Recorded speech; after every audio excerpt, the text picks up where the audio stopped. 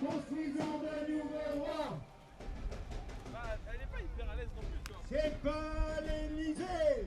C'est pas Mesdames et messieurs les députés, vous l'aurez compris, nous ne voulons pas de dispositif qui enferme les jeunes dans des minima. Il ne faudrait pas laisser à penser qu'il existe de l'argent magique. Vous faites croire à tout le monde que l'argent est magique. L'argent est loin d'être magique. Ce n'est pas leur rendre service de les basculer dans l'idée qu'ils seraient une génération sinistrée attendant la béquée. soigner encore.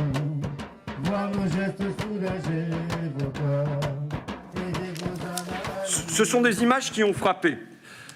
Ces files de gens, de jeunes gens, des queues infinies, des centaines de mètres pour aller quérir un colis alimentaire. Le soir, dans la rue, dans un gymnase, à l'occasion d'une distribution caritative. Donc là, je venais voir monsieur le député pour lui demander de voter en faveur du RSA pour tous, surtout pour les jeunes de moins de 25 ans, en fait, le 6 mai à l'Assemblée. Ok, on va lui transmettre. On verra ce qu'il en pensera. D'accord. Ouais. Merci. Donc je suis venu rencontrer le député monsieur Marlex. Donc il n'était pas présent aujourd'hui, il y avait une personne, donc son attaché parlementaire je pense, qui était là, qui m'a donné rendez-vous le vendredi prochain à 16h.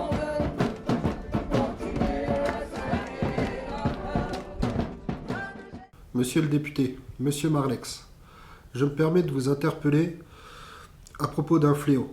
La situation que nous vivons depuis ces longs mois est de plus en plus préoccupante. Je vais vous parler de Samia, étudiante en Seine-Saint-Denis qui a basculé dans la prostitution pour survivre. Je vais vous parler de Marion, en décrochage scolaire, qui vit dans 9 mètres carrés, devenue une habituée des banques alimentaires. Je vais vous parler de Yanis, manutentionnaire à Roissy, dont l'emploi intérimaire a cessé du jour au lendemain. Je vais vous parler aussi d'Arnaud de Tours, étudiant en droit, qui saute le repas du matin et du midi par manque de moyens. Je vous demande, le 6 mai, d'oublier les partis politiques. Je vous demande juste d'être un élu de notre pays concerné par le sort de ses concitoyens et notamment des plus jeunes.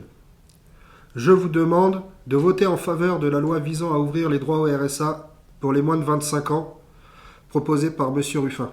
Pour le bien de nos étudiants, pour le bien de notre jeunesse, j'espère que vous m'aurez entendu. Il devrait y avoir là-dedans un espèce de ça va de soi.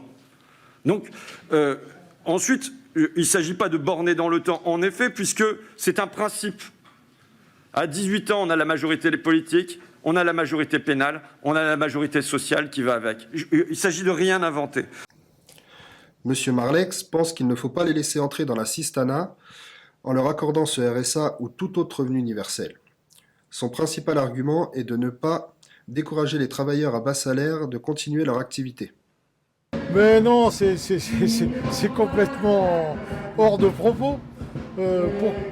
Pourquoi ça inciterait? Est-ce que 400 ou 500 euros, c'est une situation enviable?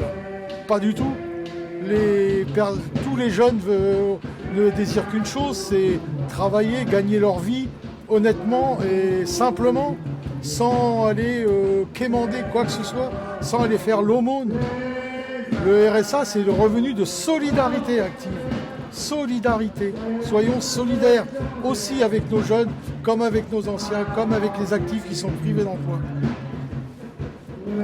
C'est tout à fait normal. Il te le fait quand, son laïus, sur il faut aider les riches? Il te le fait dans un moment où les milliardaires français ont vu leur patrimoine augmenter de 55% en un an. Je crois que ça fait, je sais plus, je calculais 130 milliards d'euros en plus. Hein. C'est pas ce qu'ils ont, c'est 130 milliards d'euros en plus, en un an.